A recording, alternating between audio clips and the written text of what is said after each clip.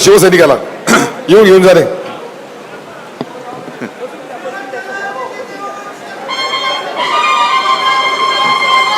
जमलेल्या माझ्या तमाम शिवसैनिक बांधवांनो, भगिनींनो आणि मातांनो,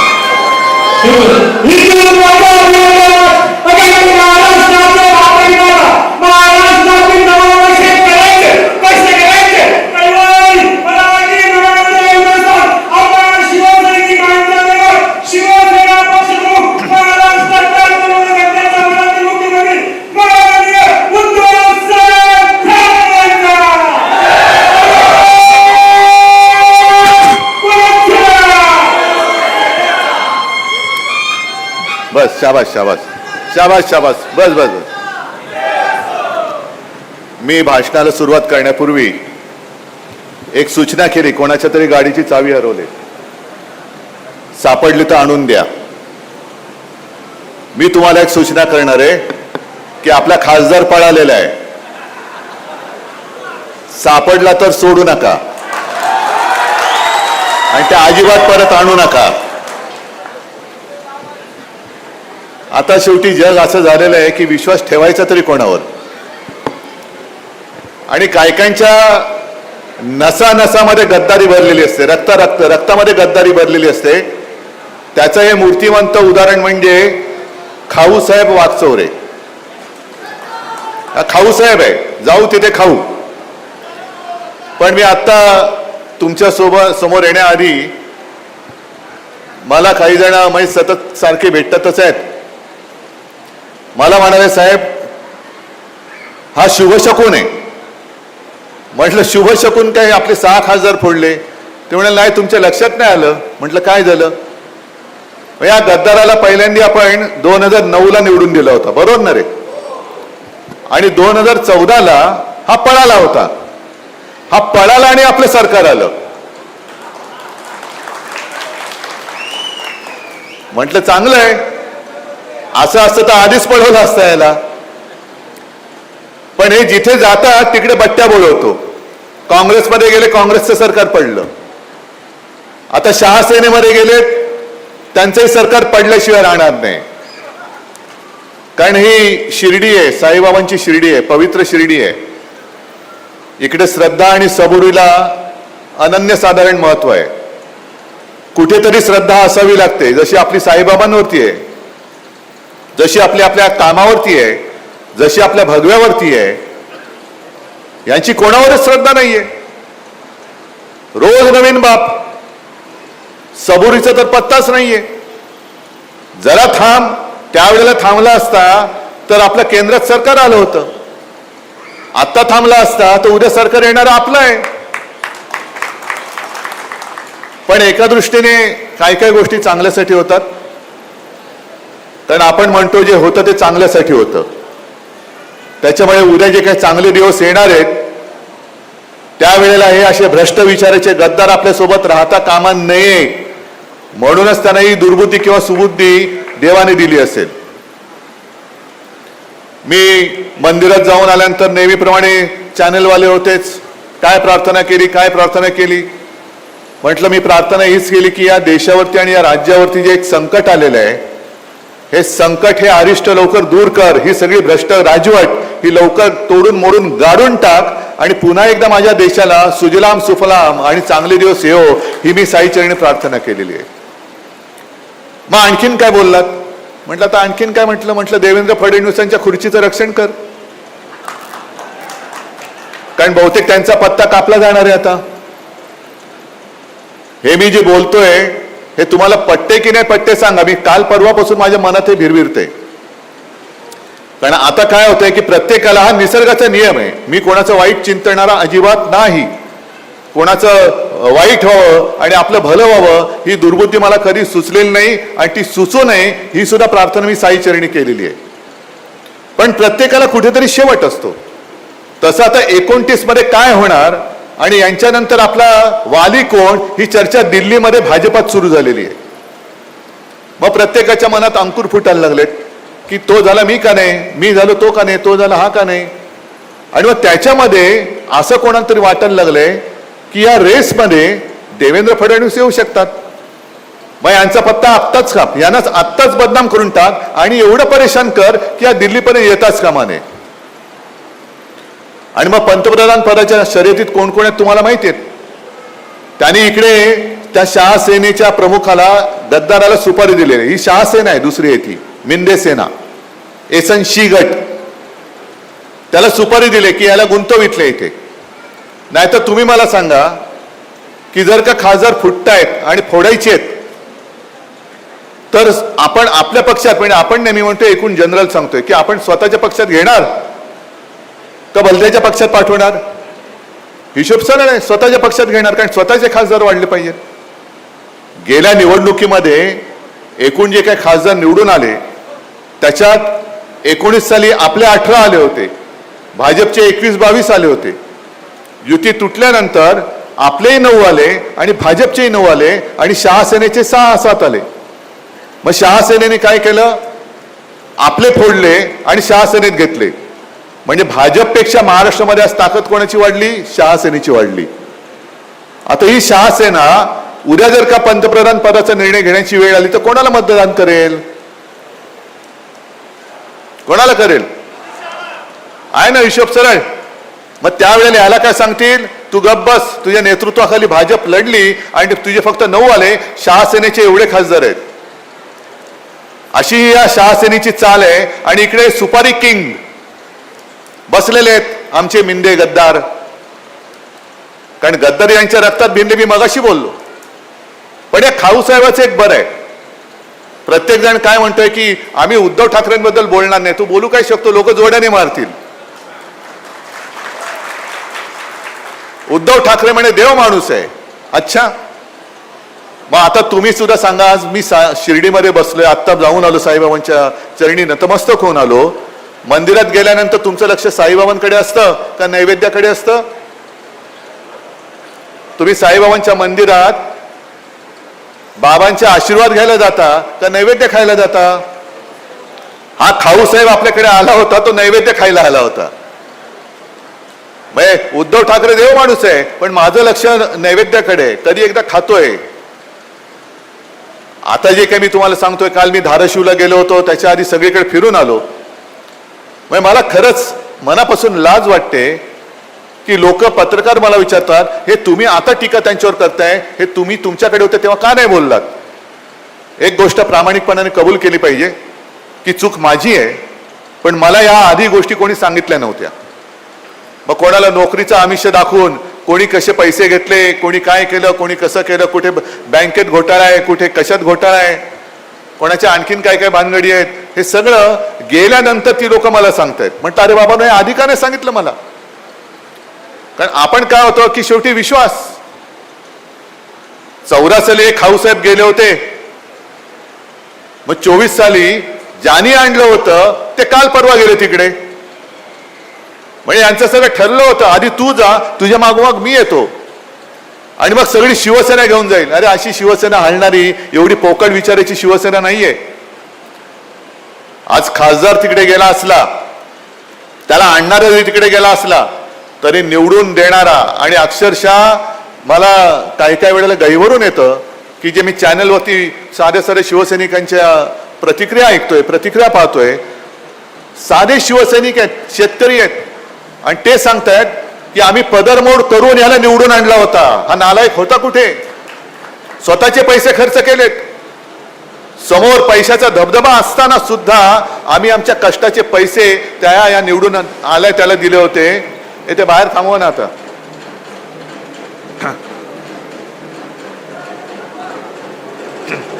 हा बस बस.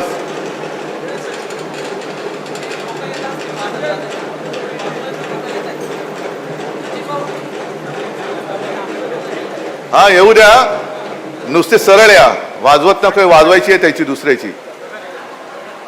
हा ठीक आहे. तर साधे शिवसैनिक हे आपल्या सोबत आहेत. आणि म्हणून मी काल धाराशिवला जी एक आठवण सांगितली, अक्षरशः माझ्या हृदयामध्ये कोरला गेलेला प्रसंग आहे आणि तुमच्यापैकी अनेक जणांनी तसंच केलेलं आहे. माझी प्रचार सभा होती, प्रचंड मोठी प्रचार सभा होती, आणि प्रश्न लोकसभेला होताच, नेहमीच असतो आपल्याकडे की पैसा आणायचा कुठून. पण तुमच्यासारखे जे सोन्यापेक्षा जास्त मौल्यवान कार्यकर्ते आहेत, ती पैशासाठी कोणी थांबत नाही, घाम घालतात, मेहनत घेतात आणि जो उमेदवार शिवसेना देते त्या उमेदवाराला प्रयत्नांची पराकाष्ठा करून निवडून आणता. हे असं सोन्यापेक्षाही हिऱ्यापेक्षाही जास्त मौल्यवान भांडार हे मला शिवसेना प्रमुखांनी दिलेलं आहे. आणि तिथे तेव्हा त्या एका शेतकऱ्यांनी एक बिचाऱ्याने बटवा आणला होता आणि त्यांनी सांगितलं की उद्धवजी माझ्या हस्ते तुम्ही मला या उमेदवाराला द्यायचे. ओमराजे तेव्हाचा उमेदवार होता आपला. काय मी म्हणतो शेतकऱ्यांनी एकतर स्वतः कर्जबाजारी आहेत, पीक हमी भाव काही नाहीये, पीक विमा नाही, काही नाही, नुकसान भरपाई कुठे मिळत नाही. अशा परिस्थितीमध्ये सुद्धा त्याला जेव्हा वाटतं की नाही माझा माणूस आहे, हा शिवसेनेचा माणूस आहे, उद्धवजींनी दिलेला आहे, बाळासाहेबांचा उमेदवार आहे, मी फुल ना फुलाची पाकळी म्हणून त्याला जो काय माझा 1 रुपया असेल, 10 रुपये असतील, काय असतील हे मला देणं माझं कर्तव्य आहे. ते पैसे नसतात, तो विजयाचा आशीर्वाद असतो, विजयाचा आशीर्वाद असतो. आणि त्या आशीर्वादाच्या जोरावरती ही शिवसेना कधीच संपू शकत नाही, अशी बांधणी आपली झालेली आहे. कधीच संपू शकत नाही. काल काय द्याल हे, काय देतील हे लोक? पैसा. किती पैसा देतील? पैसा घेऊन जाणार कुठे? तोंड काळ करून फिरणार. पैसा भरपूर आहे. आता हे सगळे गद्दार खासदार जे फुटलेत, विकास निधी, या खाऊ साहेबाला जवळपास 15 कोटी रुपये मिळाल्यानंतर जवळपास फक्त 70 लाख रुपये यांनी खर्च केला. 135 कामापैकी 2 कामं पूर्ण झाली. हे मी नाही सांगत, त्या साहिल जोशींनी त्या चॅनलवरती सांगितलेलं आहे. मग विकास निधीचा प्रश्न येतो कुठे? जवळपास 15 कोटी मिळाल्यानंतर 130-135 कामातली 2च कामं तुम्ही करू शकत असाल तर मग तुम्ही थापा मारताय कोणाला? विकास निधी मिळत नाही, विकास निधी मिळत नाही. आणि विकास निधी जर का मिळत नसेल तर मग हा आणखीन एक गंभीर मुद्दा आहे. याचा अर्थ असा नाहीये की फक्त आणि फक्त भाजपच्याच उमेदवारांना मत द्या, बाकीच्यांना मत देऊ नका, असं होऊ शकत नाही. हा विकास निधीचा पैसा हा करदात्यांचा पैसा आहे, यांच्या हक्काचा पैसा आहे. कसा होत नाही माझ्या विकास शिर्डीचा? मी करून दाखवतो असं ठामपणाने सांगून त्यांच्या समोर उभा राहणारा इथला खासदार असला पाहिजे, जो हा नव्हता. त्यांच्या ढेंगे खालून जाणारा नाही, त्यांच्या समोर छाती ठोकून उभा राहणारा खासदार पाहिजे होता. पण सगळा नेबळटच कारभार चाललेला आहे. सगळे फुटाफुटीचे दिवस असे आलेत, नीटचे पेपर फुटतायत, ज्याच्यावरती लाखो विद्यार्थ्यांचं भविष्य अवलंबून होतं. तुमच्याकडनं सुद्धा बरेच लोक नीटच्या विद्यार्थी असतील ना, कोणाचे तरी मुलं आहेत का? कोण आहेत ना? का अभ्यास केला त्या पोरांनी? का अभ्यास केला? आई बाप कष्ट करून माझ्यापेक्षा माझा मुलगा मोठा झाला पाहिजे, मी नाही शिकू शकलो पण माझा मुलगा शिकला पाहिजे. त्या मुलाच्या खांद्यावरती जसं लातूरमध्ये झालं, शेतकरी एवढा कर्जबाजारी झालाय की त्याला नांगराला जुंपाला बैल नाहीये, त्याला पत्नीला नांगराला जुंपून शेती करावी लागते. आणि हे नालायक सगळे नीच राज्य करते खासदार फोडायला पैसा वापरतायत, खासदार फोडताय. पण शेतकऱ्याकडे बैल नाही, तुम्ही सगळं बँकेने घेऊन गेलेले आहेत. कर्जाची नोटीस, वसुलीची नोटीस दरवाजावर लागले आणि हे खासदार फोडायला बसलेत नीच लोक, नालायक लोक. मग बातमी आल्यानंतर सरकारने बैल दिला. अरे बैल कशाला? यातला एखादा खासदार दिला असता तरी त्याचं काम झालं असतं. एखादा मंत्री दिला असता तरी त्यांनी नांगर ओढला असतं. एवढे माजलेत ही लोक. पण सरकारने जो बैल दिला त्या बैलाच्या अंगावरती जोत ठेवलं, ती बैलच पडला खाली, बैलच खाली बसला. कारण बैलाला तरी देणार काय खायला? जिथे शेतकऱ्याला खायला जो अन्नदाता आहे त्याला खायला अन्न, घरामध्ये अन्नाचा दाणा नाही, तो शेतकऱ्याला पोचणार कसा? शेतकऱ्याला जो भार पेलवत नाही त्या बैलाला, त्या नांगराचा भार पेलवत नाही. पण सरकारला मात्र आणि शहासेनेला मात्र पैशाचा भार पेलवत नाही, म्हणून खासदार फोडतायत. नीटचे पेपर फुटले, तिकडे उपोषणाला बसलेत जंतर मंतरला, कोणी फिरकायला तयार नाही.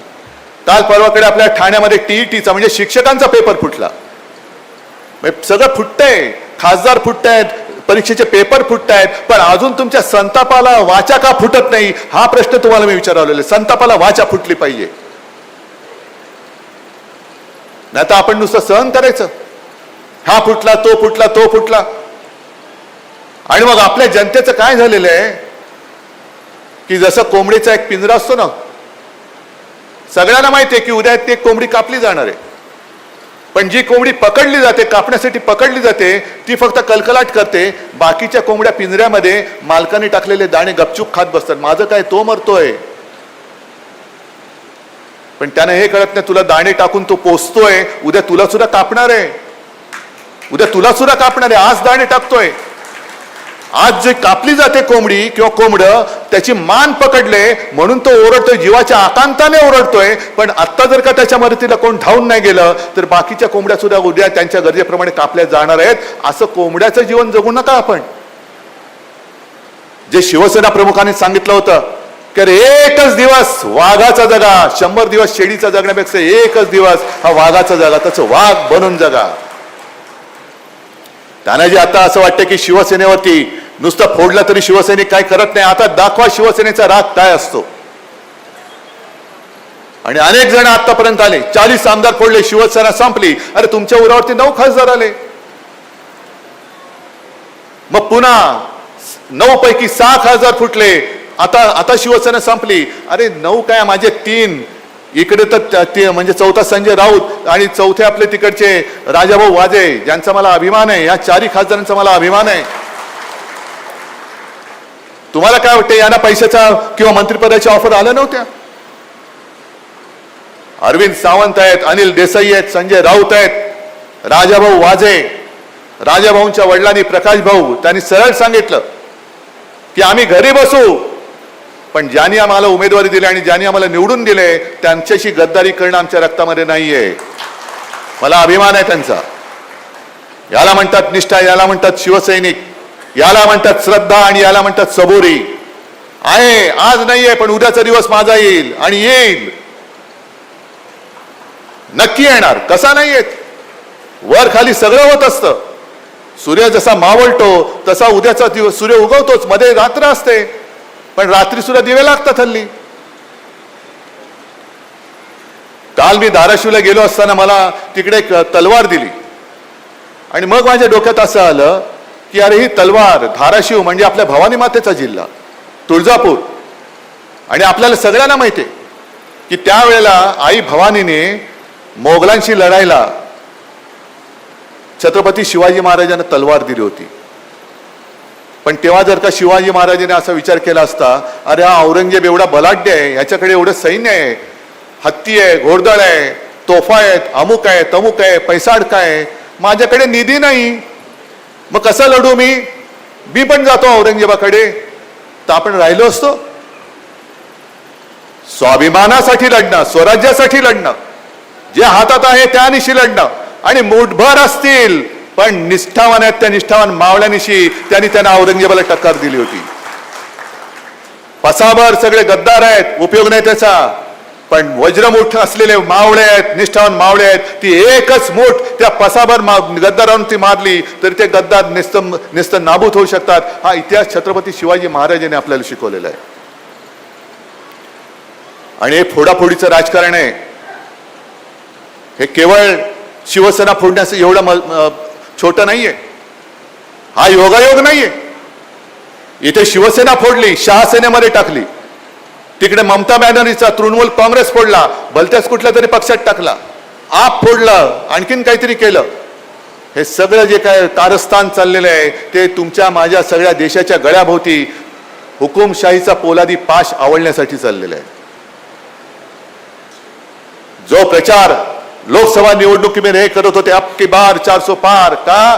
कारण त्यांना डॉक्टर बाबासाहेब आंबेडकरांनी लिहिलेली घटना बदलायची म्हणून त्यांना 400 पार करायचं होतं. आणि मला माझ्या महाराष्ट्राचा अभिमान आहे की त्यांचं जे स्वप्न होतं, हे स्वप्न, त्या स्वप्नाचा महाराष्ट्राने चुराडा केला. त्यांच्या नाकावर टिचून महाविकास आघाडीचे 31 खासदार निवडून दिले आणि त्यांचे 400 पारचं स्वप्न, त्याचा साप, त्याच्या चिंधड्या उडून टाकल्या. मला माझ्या महाराष्ट्राचा अभिमान आहे. आणि मग त्याच्यानंतर त्यांनी जे आता विधेयक आणलं होतं त्याला मुलामा काय दिला होता? महिला आरक्षण. रोज महिलांवरती अत्याचार होत आहेत. मुख्यमंत्री माझे हतबल आहेत, कारण वरनच त्यांची आवडून टाकलेले आहे की त्यांना हलताच येत नाहीये. आणि त्यांना कळलंय की आता त्यांची खुर्ची जाणार आहे, त्यांना सुद्धा आळगडीत फेकणार आहेत. स्वतः मुख्यमंत्री, गृहमंत्री आहेत, तरी रोज कुठे ना कुठेतरी महिलांवरती अत्याचार होत आहेत. अत्याचाराबद्दल कोणी बोलत नाहीये. पण महिला आरक्षण, अरे आजपासून द्या ना महिला आरक्षण. आज जे लोकसभेमध्ये 550 खासदार आहेत तिथून सुरू करत पहिल्या 550 खासदारांमध्ये महिला खासदार किती तुम्ही आरक्षण देताय हे आत्ता बोला. मग उद्या 1000 होतील, 1500 होतील, 10,000 होतील, त्याच्यात आरक्षण नंतर बघू. पण महिला आरक्षणाच्या नावाखाली देशाचं विभाजन करण्याचा जो प्रयत्न होता तो आपण हाणून पाडला. का? कारण 2/3 बहुमत त्यांच्याकडे नव्हतं म्हणून तो हाणून पाडला. आता हे सगळे खासदार फोडून पुन्हा ते बिल, ते विधेयक कदाचित येत्या अधिवेशनात आणून ते मंजूर करतील की जेणेकरून माझ्या महाराष्ट्राचा आणि दक्षिणेचा आवाजच लोकसभेमध्ये उठला तरी त्याला किंमत असणार नाहीये. संपूर्ण राज्य हे उत्तरेच्या हातामध्ये जाईल. हा महाराष्ट्रावरती आणि महाराष्ट्राच्या अस्मितेवरती होणारा आघात आहे. हे ठीक आहे, असे खाऊसाहेब अनेक आले आणि अनेक गेले, अनेकांना गाडून टाकले, यांना सुद्धा आपण गाडून टाकू उद्या निवडणुकीमध्ये. माझ्यासमोर तो प्रश्न नाहीये, तेवढे तुम्ही समर्थ आहात. पण शिवसेना केवळ आमदार आणि खासदारासाठी जन्माला आलेली नाही. शिवसेना या देशासाठी, महाराष्ट्रासाठी, मराठी माणसासाठी आणि गोरगरीब जनतेसाठी, शेतकऱ्यासाठी म्हणून शिवसेना जन्माला आलेली आहे. मला चिंता ती आहे, मला ती काळजी वाटते उद्या काय होईल. कारण एवढे खासदार फोडून सुद्धा यांना ठाकरे का संपवायचंय? कारण त्यांना माहिती आहे ठाकरे एकदा संपला तर महाराष्ट्रामधला प्रश्न विचारणारा दुसरा कोणी राहणार नाही. पण त्यांना हे माहित नाहीये की ठाकरे हा केवळ उद्धव बाळासाहेब ठाकरे नाही, या प्रत्येकाच्या आणि महाराष्ट्राच्या मनामनामध्ये बाळासाहेब ठाकरे जिवंत आहेत. उद्धव ठाकरे ही व्यक्ती आहे पण बाळासाहेब ठाकरे हा विचार आहे. आणि हा बाळासाहेब ठाकरे हिंदू हृदय सम्राट एकच, त्यांची जागा सुद्धा हे घेऊ शकत नाही. म्हणून सुद्धा ती एक आग आहे की अरे एवढं मी करून सुद्धा अजून मला कोणी हिंदू हृदय सम्राट का म्हणत का नाही? कारण तुम्ही बोगस आहात, तुम्ही बोगस आहात. पण हिंदू हृदय सम्राट शिवसेना प्रमुख बाळासाहेब ठाकरे ही व्यक्ती नव्हती, तो विचार आहे. आणि तो विचार स्वाभिमानाच्या रूपाने प्रत्येक मराठी माणसाच्या आणि हिंदूंच्या नसानसामध्ये भिनलेला आहे. तो अशा किती शासना आल्या तरी तो उकडून बाहेर काढू शकत नाही, अजिबात काढू शकत नाही. जसं मी देवेंद्र फडणवीसांचं सांगितलं, मग लोक विचारतात तुम्हाला असं कसं वाटतं? देवेंद्र फडणवीस म्हणाले मी पक्षी नाही, माझे पंख कसे छाटणार? अरे हा वाक्प्रचार आहे. तुम्हाला मराठी येत नसेल तर विधानसभा अध्यक्षांकडनं मराठी शिका. ते तुम्हाला दर्दमय नाही तर काय दर्दमय काहीतरी मराठी, त्यांना उच्चार येत नाही आणि अध्यक्ष बसलेत आणि ते आमच्या पक्षाचा निर्णय देणार. काय कोणाकडनं अपेक्षा करायची? महाराष्ट्राच्या विधानसभेचा अध्यक्ष ज्याला मराठी नीट वाचता येत नाही, तो महाराष्ट्राचा कारभार करतोय, तो शिवसेनेच्या बाबतीत भवितव्याचा निर्णय देतोय आणि आम्ही गपगुमान त्या खुर्चीचा आदेश म्हणून मानतोय. ह्याच्यासारखं दुर्दैव दुसरं कोणतं नाहीये. मुख्यमंत्र्यांना अजून ते कळलंय पण पचत नाहीये. आणि काही वेळेला असं होतं सहनही होत नाही आणि सांगता येत नाही, तशी मुख्यमंत्र्यांची परिस्थिती झाली. सहनच होत नाहीये पण करू काय? कारण स्वतःच्या ताकदीवरती मुख्यमंत्री नाही झाले, वरच्याच्या उपरवाली की मर्जी, उपरवाली की मेहरबानी. जसं आपण सगळे साईबाबांच्या चरणी लीन होतो तसे दिल्लीश्वरांच्या चरणी लीन होतात. तेच त्यांचे सगळे मायबाप जी हुजूर, जब तक आप कहोगे तब तक मैं बैठा रहूंगा, आप बोलेंगे उठ तो मैं उठूंगा, आप बोलेंगे लोळ तो मैं लोळूंगा. हे मुख्यमंत्र्यांचं दुःख आहे. करणार काय? पण आज एकाने आणखीन चांगला प्रश्न मला विचारला की शिवसेनेला पुनर्बांधणीची गरज आहे का? म्हटलं शिवसेनेला नाही, गरज आहे पुनर्बांधणीची जी भाजपला आहे. कारण आम्ही 25-30 वर्ष त्या भारतीय जनता पक्षाबरोबर होतो की ज्याला हिंदुत्व हे राष्ट्रीयत्व म्हणून मान्य होतं. ज्याला जसं इकडे माझा मुस्लिम मावळा तो बघा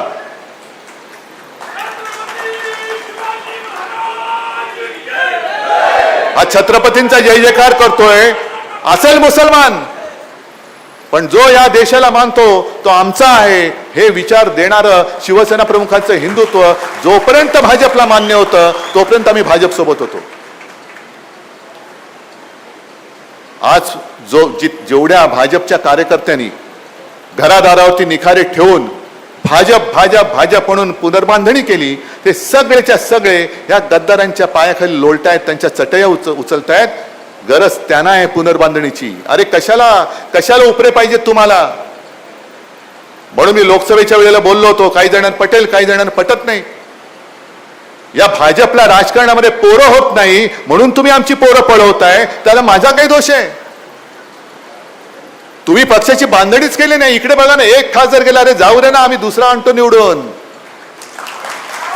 किती न्याल तुम्ही नेऊन किती पळवाल?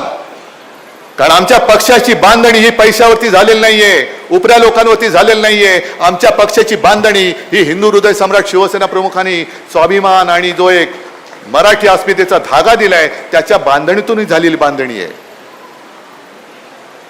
हा भाजप आणि आपल्यातला फरक आहे. भाजपला आज पुनर्बांधणीची गरज आहे आणि देवेंद्र फडणवीसांना म्हणजे अनेकांना दिल्लीत असं वाटतंय की हा माणूस उद्या माझ्या बरोबर पंतप्रधान पदाच्या शर्यतीत येऊ शकतो, म्हणून आत्ताच याचे पंख कापा. पंख कापा हा मराठीतला शब्द आहे, हा मराठीतला शब्द आहे. मग दुसरं काय कापायचं? पंख नाही तर नाही. म्हणजे मला देवेंद्रला विचारायचं, तुम्ही पक्षी नाही, मला पंखच नाही. बरं पंख नाही कापत, मग दुसरं काय कापू? ते सांग. मी वापरतो तसा शब्द. पण हा पंख कापा हा शब्द म्हटल्यानंतर म्हणजे तुम्ही भरारी घेऊ नये अशी ज्यांची एक इच्छा किंवा तयारी आहे, हीच गोष्ट नितीन गडकरींच्या बाबतीत केली होती की नाही तुम्ही आठवा. कारण नितीन गडकरी आणि देवेंद्र फडणवीस यांना संघाचा पाठिंबा आहे. नितीन गडकरी पक्षाध्यक्ष झाले होते, भाजपाध्यक्ष झाले होते, देवेंद्र फडणवीस मुख्यमंत्री झाले, संघाचा पाठिंबा आहे.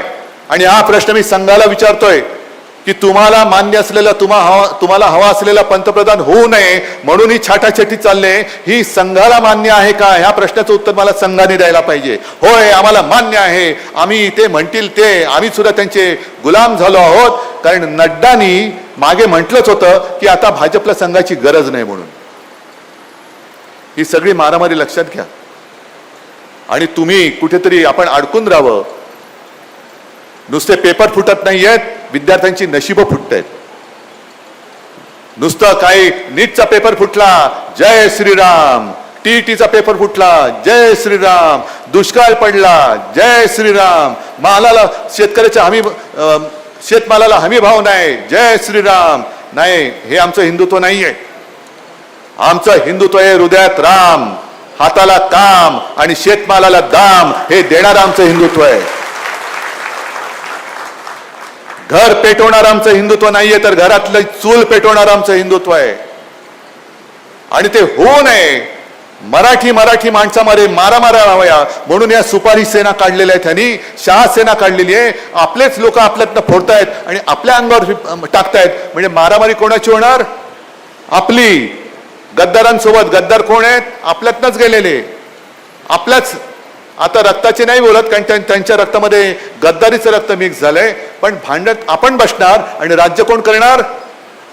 ती लोक. हे तुम्हाला पटतंय का? मला परत खासदार पाहिजे का? मला परत आमदार पाहिजे? कारण ह्यांचे जे मनसुबे आहेत हे मनसुबे उधळून टाकण्यासाठी म्हणून मला इथला खासदार परत पाहिजे.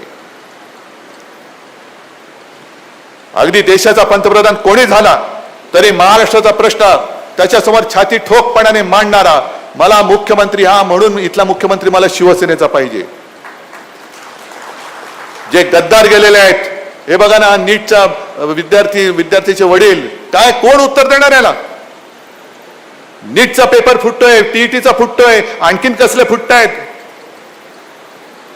कोणी कोणाला काही म्हणजे काल एक कार्टून बघितलं की एक जण एका ऑफिसमध्ये घुसतोय की आमचा पेपर फुटलाय, मंत्री महोदय कुठे आहेत? आणि तिथला तो शिपाई सांगतोय ते गेलेत खासदार फोडायला. पेपर फुटला त्याचं काही नाहीये, पण ते खासदार फोडायला गेलेत. असे हे फोडाफोडी करणाऱ्यांना कसं फोडायचं हे तुम्ही आता ठरवायचंय.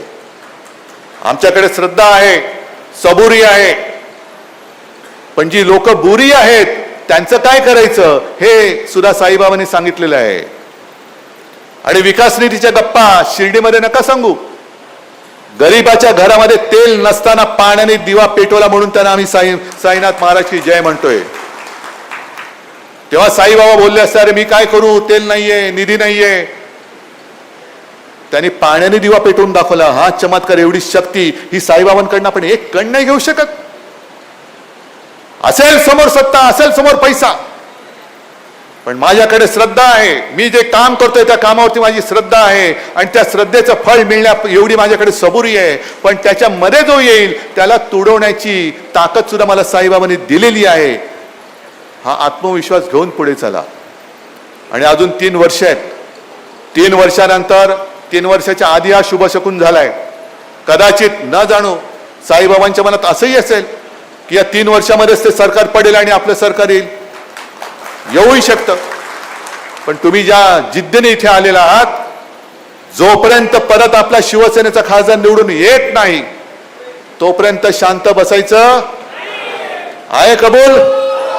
बस एकच तुमच्या हातातली मशाल, ज्या मशालीने गद्दाराला निवडून दिलं, त्या मशालीची धग आता गद्दाराला कशी असते ही दाखवून द्या. एवढंच आपल्याला सांगतो आणि आपली रजा घेतो. जय हिंद, जय महाराष्ट्र.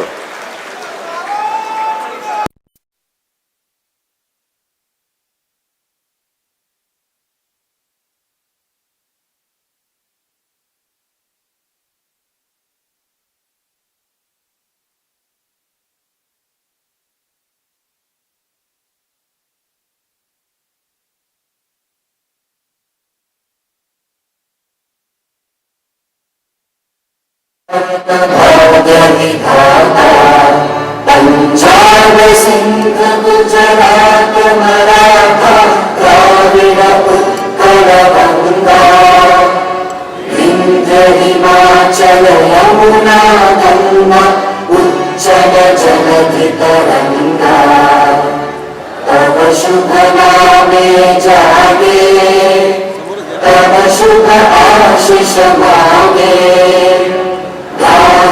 तव जय गाथा जन गण मंगल दायक जय हे भारत भाग्य विधाता.